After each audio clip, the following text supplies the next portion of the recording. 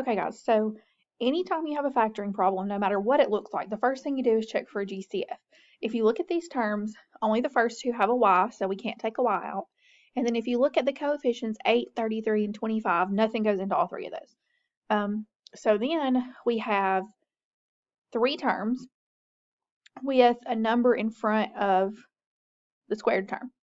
What that tells me is we do what's called bottoms up.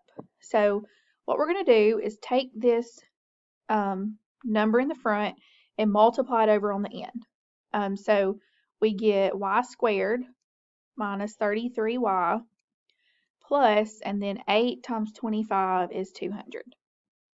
Okay, what that does is get rid of the number in front and turns it into a problem that we've already worked where we have three terms and no number in front.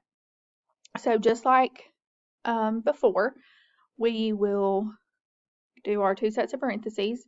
We know y times y gives us y squared, and then we're looking for what multiplies to give us 200 and adds up to 33. Sorry, negative 33.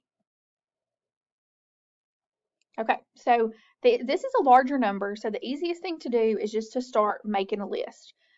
So we know we have 1 times 200 to give us 200, 2 times 100, and 3 doesn't go into it, 4 times 50, and we're just trying to figure out which one of these pairs is going to give us 33. 5 times 40, that still doesn't give us 33.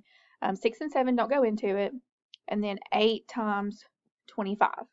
So when we start looking at these, 1 and 200, there's no way to get 33. Same thing with 2 and 100, 4 and 50, 5 and 40. But if you look at 8 and 25, 8 plus 25 does give you 33. But we need this to be a negative, and the easiest way to do that, or the only way to do that, is to make both of these negative. So multiplying them, negative times a negative gives us positive 200. And then when we add them, negative 8 and negative 25 gives us negative 33.